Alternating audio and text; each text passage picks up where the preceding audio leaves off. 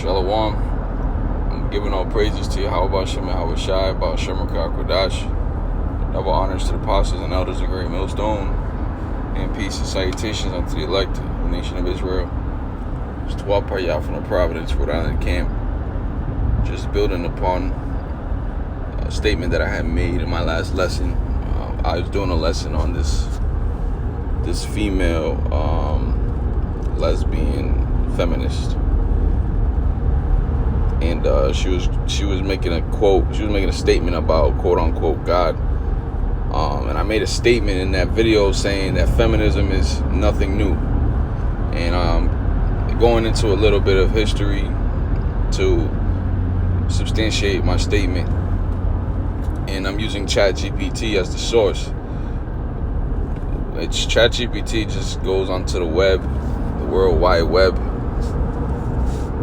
which is why you see www before certain websites. ChatGPT goes throughout the World Wide Web, gathers information, and then there's, lays it all out there. But the question that was asked to ChatGPT was, has there been different forms of feminism in ancient history? And the answer was yes. There have been different forms of proto-feminist or feminism-like movements throughout ancient history, though they were not called feminism at the time.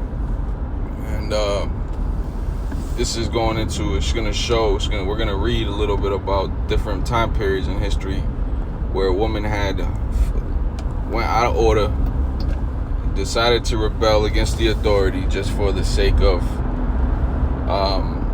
their desire to rule over men.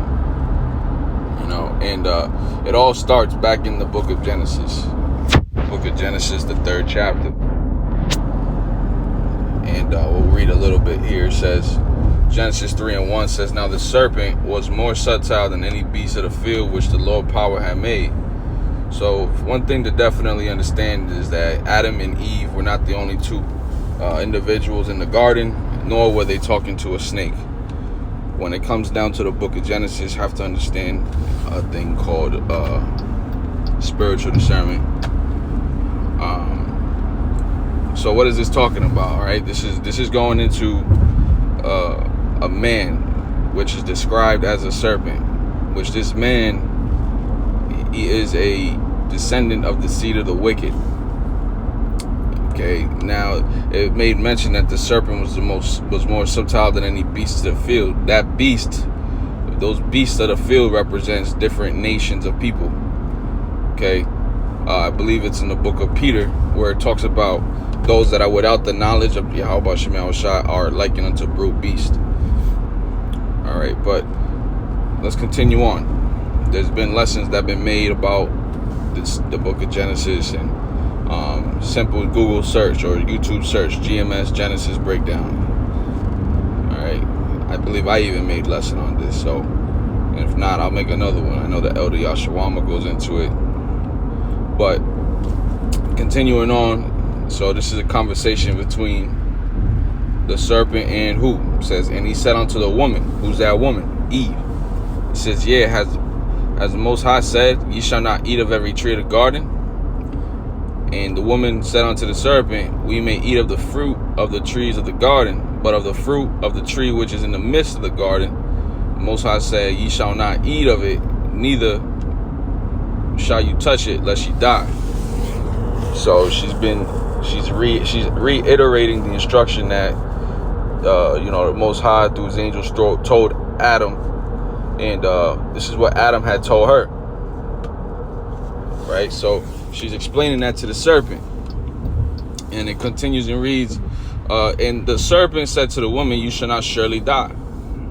So in other words, plain terms, today's terms, he say, nah, you tripping. You ain't gonna die. It says, for the Most High knows that in the day that you eat thereof, then your eyes shall be open, and you shall be as gods, knowing good and evil. And he tempted her in that situation. He tempted Eve because he knew that she's the weaker vessel. He knew that she was gonna fall to the temptation. Now it was all set up by design, for instance, the foundation of the earth, because the sons of God were meant to know the knowledge of good and evil so that they can be gods. All right, so that they can be the judges, well-rounded judges of the earth. So, Satan, or the serpent, was not lying in this case. He was not lying about the fact that they shall be like gods. But as it says in the 82nd chapter, according to what Yahweh Shem Shah had told them, now it says Psalms 82:6 says, "Ye are gods, but shall die like men." And why does that death come through? Because we got a hold of this knowledge of good and evil, But verse 6, it says, "And when the woman saw that the tree was good for food, and that it was pleasant to the eyes, and a tree to be desired to make one wise, she took of the fruit thereof and did eat, and gave also unto her husband with her, and he did eat."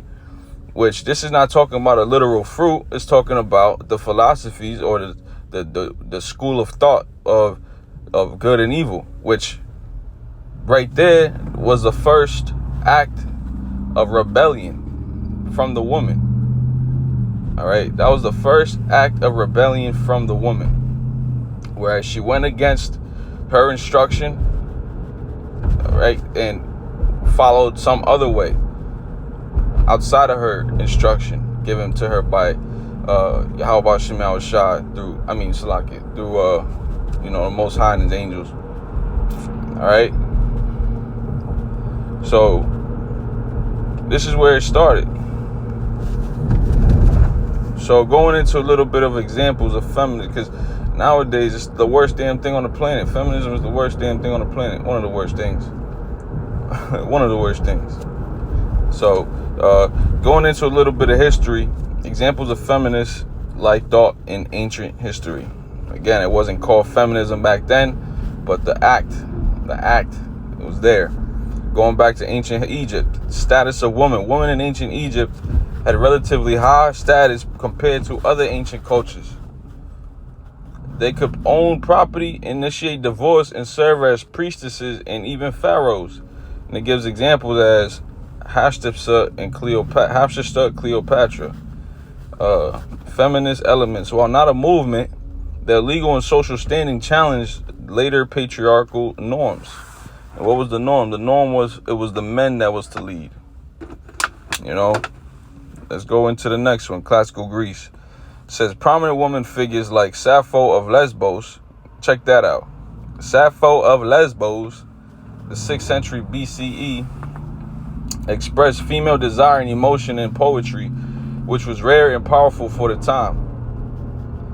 It says the critiques of patriarchy, Plato's. So Plato was one of them niggas that advocated for women to get more power. Plato was one of them niggas that advocated for women to get more power. It says here in this book, Republic, it says, proposed that women could be rulers if they possessed the same abilities as men, an idea for ahead of its time, which is the worst damn thing ever for a woman to try to rule over the whole world. Imagine that. They tried to do it with Kamala Harris, and she fell. She was a bot, stupid as hell. Trying to get the young black vote. It's straight insulting. Straight insulting. Nowadays, women they out here fucking CEOs and shit. Just straight up bullshit, man. It's the worst damn thing ever. But now, let's go ahead on. Read number 3. It reads Rome, which we're in Rome 2.0. Here in America, we are in Rome 2.0. It says, woman advocating for change. Roman women occasionally pushed back against laws. During the repeal of the Lex Oppia in 195 BC, Roman women staged public protests for the right to wear jewelry and display wealth. Women like Cornelia, mother of the Gracchi, and others left a legacy of intellectual and morality authority. So this is some shit that women would read today. Be like, yes, I'm so happy that we got the right to. But look at what it's done for y'all. It ain't really do shit for y'all. I mean, Yeah, y'all got the ability to make some money, but shit, y'all ain't really happy. Ain't no fucking way a woman is happy to wake up early in the morning every day to work 9 to 10 hours, 11 hours, and then there's no fucking way you women really happy to fucking do that type of shit. There's no way. All right? And if y'all trying to sit there and say y'all happy in doing that, you a damn lie. All right? But it goes into a little bit more stuff. So, let me see. Yeah, it goes into a little bit more. And all said and done, it's going to lead to a whole lot of death in this world. It's going to lead to a whole lot of death in this world, this feminist movement, which is rebellion.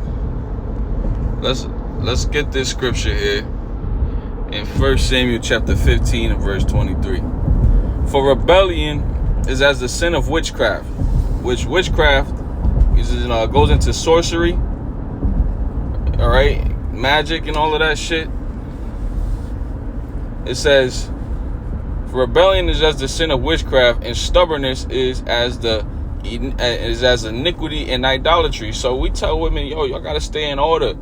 Y'all gotta keep the way. Y'all gotta follow a man. Don't try to do it yourself. Know what I'm saying? Follow the order. 1 Corinthians 11 chapter. But hoes be stubborn. They be want to do their own thing, But hey, you bitches want to do your own thing, y'all gonna find out that it's the worst thing you ever try to do. Jacob's trouble is gonna humble a lot of you women, man. The Lord's gonna make sure that he do away with y'all.